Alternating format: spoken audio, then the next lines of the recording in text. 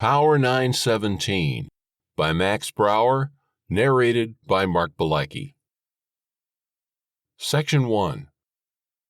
Portsmouth, Virginia, August 4th, 1978. The phone was ringing. Mike Downing slapped at it and knocked the alarm clock off the nightstand instead. It hit the floor with an angry clang and disappeared under the bed. He got the phone on the second try and held it to his ear. "Hello?" Next to him, Dorena stirred. "Mike, who the hell is calling this late?" "What are you talking about?" Mike asked, ignoring her. "They just left it there?" "Jesus Christ. Okay. Where?" "Hold on." He turned on the bedside lamp, opened the nightstand, and fumbled for the pad and pencil. "Okay, go on." He wrote down the location. "I got it. Find 2 guys and have them meet me at the yard. I don't care who, just as long as they know how to operate the damn thing. Pay them double if you have to. No, I'll take them myself." Mike stood up and stretched, his back popping audibly in the small bedroom. "Well, who was that?" "It was John Davis. I have to go to Durham." "Why? What time is it?" Mike fished under the bed and found the alarm clock. It was 12:55 a.m. It was 5 in the morning, and the sun was still an hour and a half on the other side of the horizon when Mike's Oldsmobile pulled into the dusty shoulder of Highway 501, just outside Durham. Keenan Hampton, McKee Railroad's regional manager, along with 2 Durham police officers, waited for him. "Wake up," Mike said. Behind him, Keith Franks and Harold Garvin stirred awake. "Are we there yet?" Keith asked. "We're here." "This isn't worth double," Harold grumbled. Mike got out, stamped on his cigarette, and fell in alongside Keenan, who was walking toward the railroad crossing. "Where is it?" "About 100 yards up the track. Those 2 assholes just stopped and called me collect from a payphone up the road. No explanation. They just quit." "Well, they're fired anyway," Mike said in disgust. "They better be." The patrol car's window rolled down, and a sleepy-eyed officer poked his head out. "You guys got this. We got better things to do than babysit your train all night." Keith waved an arm at him. "We appreciate the help, officers. We'll take it from here." The cruiser's engine came to life, and a moment later it was rolling up Highway 501, a small dust cloud in its wake. Mike turned back to the car. "Grab your shit. We gotta go." The 4 men walked up the shoulder of Highway 501, then turned right onto the small path that ran beside the tracks to where Power 917 waited. Keith and Harold went through the startup checklist, and a moment later, Power 917's brand-new electromotive diesel engine roared to life. The engine needed to be at full operational temperature before the 917 could continue pulling the half-mile of coal cars behind her. At least Tom and Jake had stopped the train outside of Durham, and no other crossings were blocked. That saved McKee a significant fine, although they were still being charged double time for the extra hours hogging up the line. They needed to get moving. Mike and Keenan walked the train, shining bright flashlights over each wheel, looking for defects or any other reason Tom Lovett and Jake Christopher suddenly stopped and walked away. "Are you sure there was nothing wrong with those guys?" Keenan asked. Mike didn't envy Keenan's position right now. "Nothing. They got along fine. Good guys. Punctual. They've done this run 100 times. I don't think Tom has even missed a day of work since I got here. I have no idea why they did it." They reached the last car and circled around to the other side of the tracks. 20 minutes later, they climbed into the control cabin of Power 917. "Did you guys find anything wrong up here?" Mike asked. Harold shook his head. "Everything checks out fine, boss. Are you seriously telling me that Tom and Jake just up and quit? Just like that?" Mike looked around Power 917's immaculately clean cabin. The controls still had their virgin shine, and the entire place smelled like a new car. There wasn't even the typical film of dust that the cleaners were continually fighting to keep off the controls in the other power units. "That's apparently what happened," Keenan growled. "Are you sure there wasn't anything going on with those two? They weren't queers or anything? Maybe got into a lover's spat?" Keith and Harold exchanged another glance. "Tom's been fighting with his wife," Keith said, "but I didn't think it was that bad." He motioned around. "Maybe the place was just too clean for them." Nobody laughed. "How much longer?" Mike asked, lighting another cigarette. "We need to clear the area." "We're almost ready," Harold said, spinning his chair around to the control board.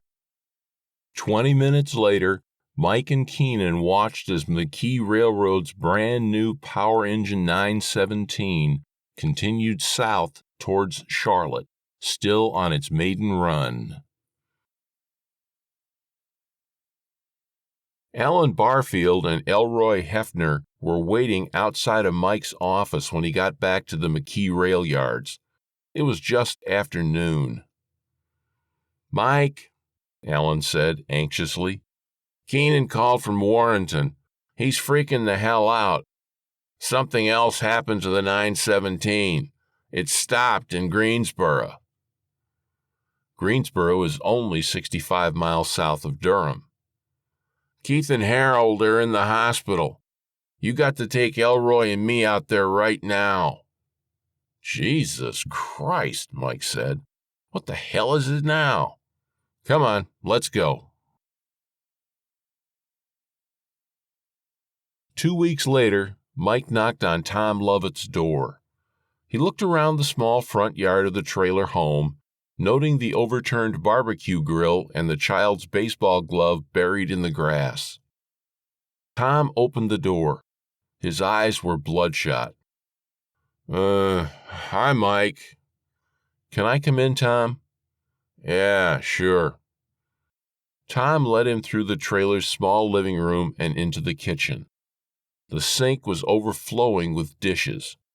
Mike could smell rotting food and garbage. "Where's Amy?"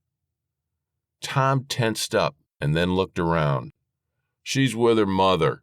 It's been a bad couple of weeks." He held up his hands in defense. "But it's not like that, Mike. It's only for a little bit, until I can get my shit together." "Tom, I want to offer you your job back." Tom looked at him confused. "Why would you do that?"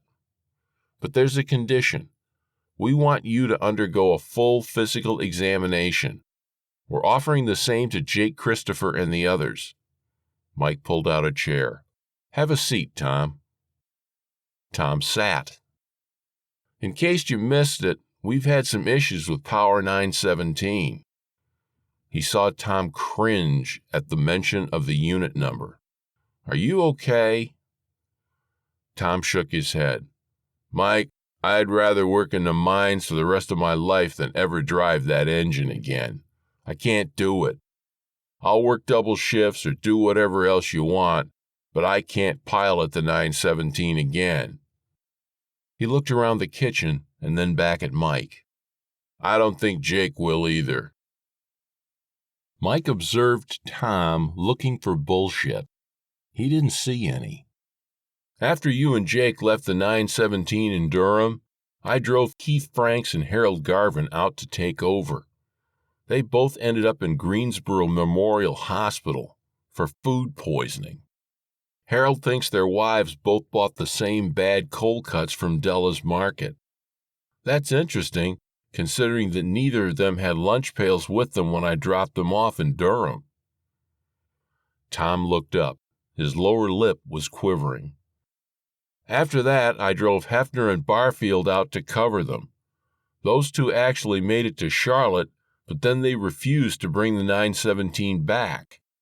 They said that they would rather be fired. They're on leave until we get to the bottom of this." Mike tried to look Tom in the eyes, but Tom averted his gaze again. He began fiddling with his hands. "What happened, Tom? We had the 914 run down to Charlotte and pull the 917 back. No problems there. They're doing a complete teardown trying to figure out what the hell is wrong with it. The company thinks that if they can find some sort of defect, then we can sue for the fines we've received, lost profit, and not to mention 6 of our engineers out of commission. Do you remember smelling anything? Maybe methane from the coal beds?" Tom realized what Mike was asking him and nodded. "I'll say that if you want, Mike, but I worked the mines growing up. I know what methane smells like." "What about carbon monoxide then? Did you smell exhaust?" Tom continued to shake his head.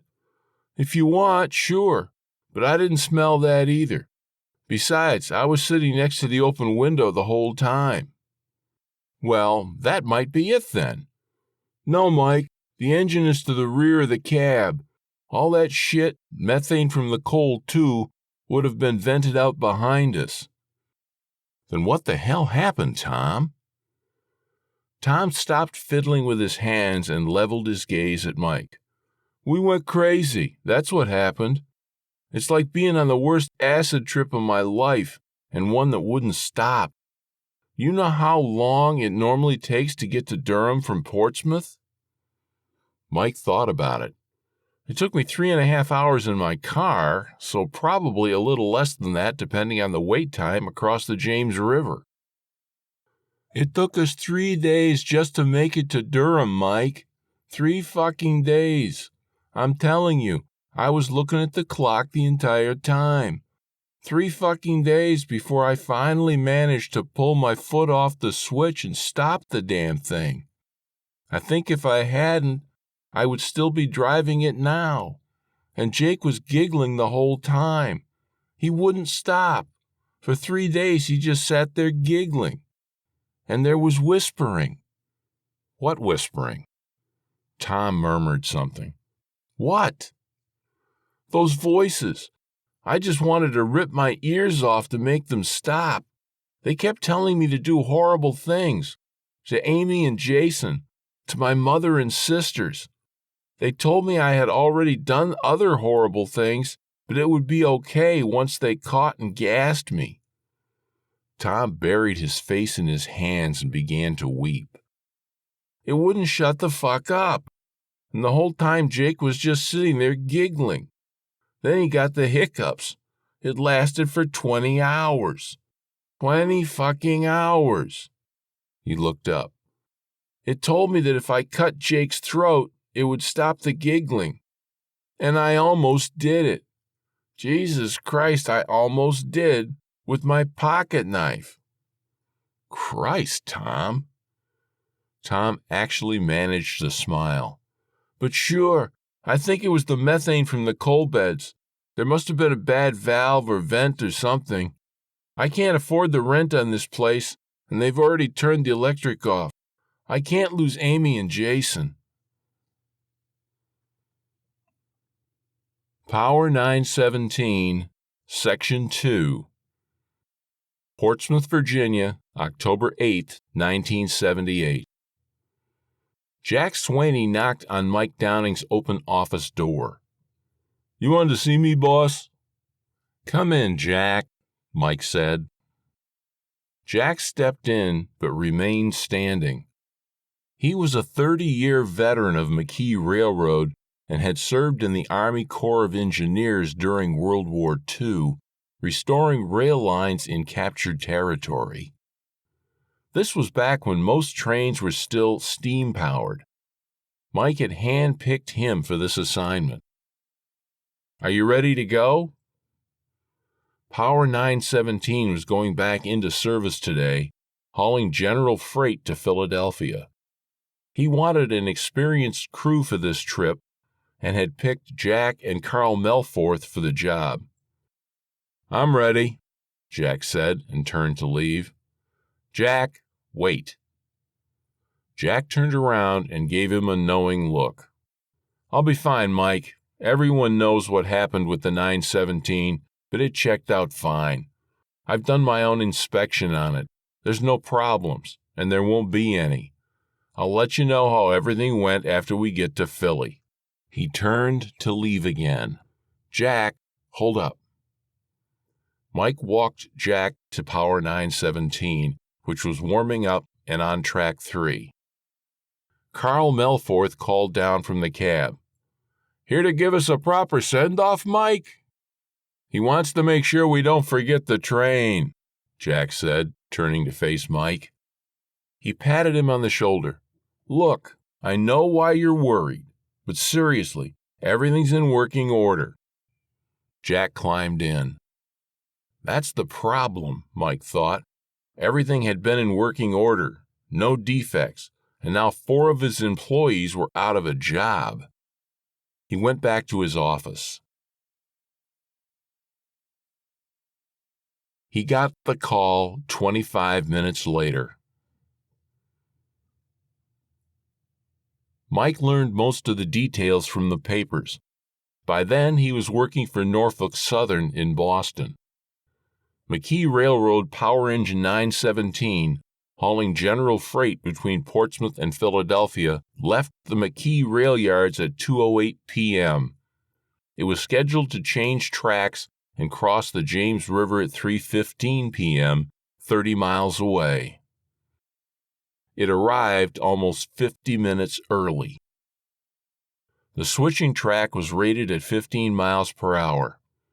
Power 917 hit it at an estimated 145 miles per hour. The train derailed, continuing almost a half-mile overland and straight into the James River, pulling a quarter of its cars on top of it before sheer weight ground the rest to a halt. The pictures in the papers looked like a deformed bicycle chain. Power 917 was driven more than 20 feet below the riverbed from the sheer weight of the cars on top of it. It took a month to retrieve the power unit from the bottom of the river, along with the bodies of Jack Swaney and Carl Melforth. The hulk was eventually sold for scrap. This has been Power 917, written by Max Brower, narrated by Mark Bielecki. Copyright 2021, all rights reserved.